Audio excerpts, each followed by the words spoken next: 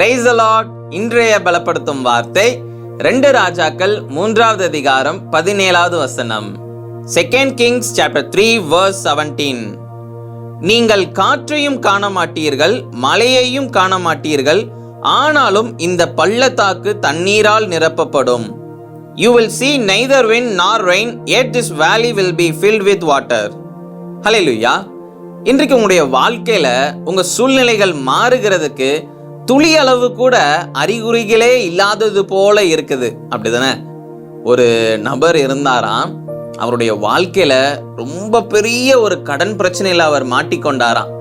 முடியவே முடியாது, அவ்வளவுதான், இந்த தொகையெல்லாம் நம்ம செலுத்தி அந்த கடன் பிரச்சனையிலிருந்து வெளியே வரவே முடியாது அப்படின்னு சொல்லி அந்த அளவுக்கு கோடி கணக்குல அவருக்கு கடன் சுமை இருந்ததாம். அப்ப அவருடைய வாழ்க்கைய அழித்து கொள்ளலாம், இனி நம்ம வாழவே வேண்டான்னு சொல்லி அவர் அப்படிப்பட்ட ஒரு எண்ணத்தோடு அவர் வாழ்ந்து கொண்டிருந்தாராம். அப்ப அவர் கடைசியாக ஒருவரை நம்பினாராம், அவர்தான் இயேசு கிறிஸ்து. அவர் இயேசுப்பா கிட்ட போய் ஜெபம் பண்ணாராம். இயேசுவே, நான் என்னுடைய வாழ்க்கையில அநேக கடனை நான் வாங்கிட்டேன், அநேக தொகையை நான் கடனாக வாங்கிட்டேன், என்னால அதை செலுத்த முடியல, என்னால இதுக்கு மேல எந்த காரியத்தையும் செய்ய முடியல, என்னால இனி அடுத்த கட்டத்துக்கு மூவ் பண்ண முடியல, எனக்கு நிம்மதியே இல்லை, என்னுடைய வாழ்க்கையை நான் அழித்து விடலாம், அழித்து கொள்ளலாம்னு சொல்லி நான் இன்னைக்கு நினைத்திருக்கிறேன், நான் கடைசியா உங்களை நம்புறேன், நீங்க எனக்கு உதவி செய்வீங்கன்னு சொல்லி நம்புறேன் அப்படின்னு சொல்லி அவர்கிட்ட உதவி கேட்டாராம். அப்போ அவர் ஜெபம் பண்ணி விசுவாசத்தோட ஏசப்பா கிட்ட சொல்லி ஜெபம் பண்ணாங்களாம். ஜெபம் பண்ணி முடிச்சதுக்கு அப்புறமும் சூழ்நிலைகள்லாம் பெருசா மாறி இருக்கும் அப்படின்னு சொல்லி நினைச்சாங்களாம். இல்லையா, ஆனா திடீரென்று ஒரு போன் கால் கொஞ்ச நாட்கள்ல வந்துச்சான் அவருக்கு. உங்களுடைய கடன் தொகை எல்லாவற்றையும் வேற ஒருவர் அதை செலுத்தி விட்டார் அப்படின்னு சொல்லி சொன்னாங்களாம். அப்ப இவருக்கு ரொம்ப ஆச்சரியமா இருந்துச்சான், அது எப்படி வேற ஒருவர் என்னுடைய கடன் தொகையை செலுத்துவாங்க அப்படின்னு சொல்லி. அதுக்கப்புறம் தான் புரிய வந்துச்சான், இவர் முன்னாடி ஒரு இடத்த ஒருவருக்கு தரேன் அப்படின்னு சொல்லி அவருக்கு அதை கொடுத்திருந்தாராம். அதற்கான அந்த பணத்தை அவர் வாங்கி கொள்ளவே இல்லையா. ஒரு நாள் வரும், உனக்கு அது முடியும் போது அந்த இடத்துக்கான தொகையை நீ எனக்கு தா அப்படின்னு சொல்லி அந்த நபர்கிட்ட இவர் முன்னாடி அந்த இடத்தை அவர் கொடுத்திருந்தாராம்.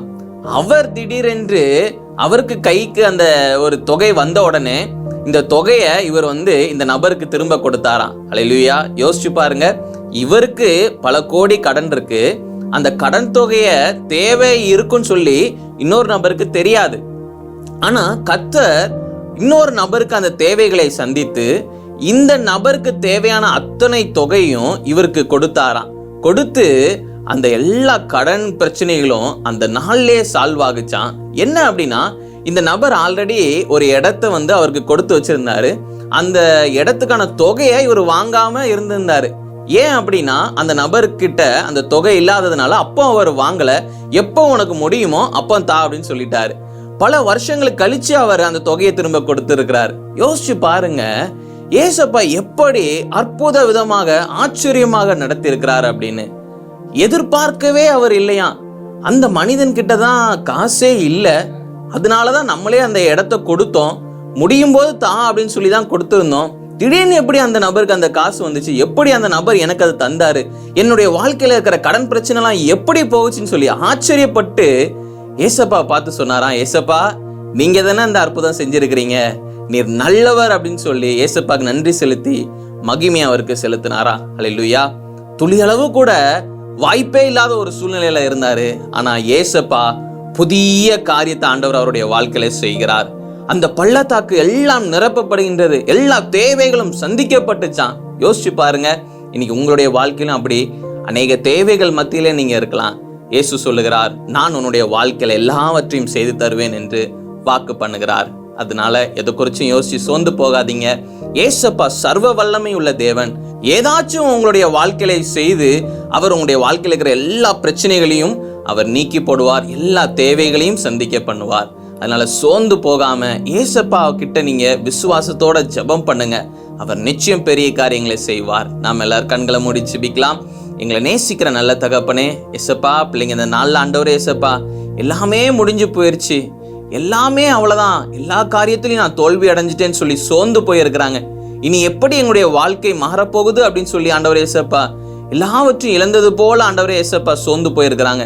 நீங்க பிள்ளைங்களை ஆண்டவர் இயேசுப்பா பலப்படுத்துங்க, பிள்ளைங்களோட பேசுங்க, பிள்ளைங்களை ஆசீர்வதிங்க, எல்லா சூழ்நிலைகளையும் மாற்றுங்க. இயேசுவின் மூலம் ஜெபிக்கிறோம் பிதாவே.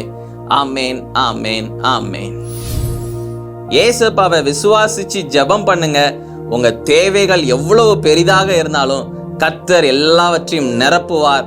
அவர் எல்லா காரியங்களையும் மாற்றுவார். சூழ்நிலைகளை பார்த்து நீங்க ஏமாந்து போயிடாதீங்க. சூழ்நிலைகளை விட பெரியவர் நம்முடைய தேவன் இயேசு கிறிஸ்து. அவர் நிச்சயம் உங்களுடைய வாழ்க்கையில செய்வார். அவரை நம்புங்க, விசுவாசிங்க, அற்புதங்களையும் அதிசயங்களையும் நீங்க பெற்றுக்கொள்வீங்க. God bless you. Have a wonderful day.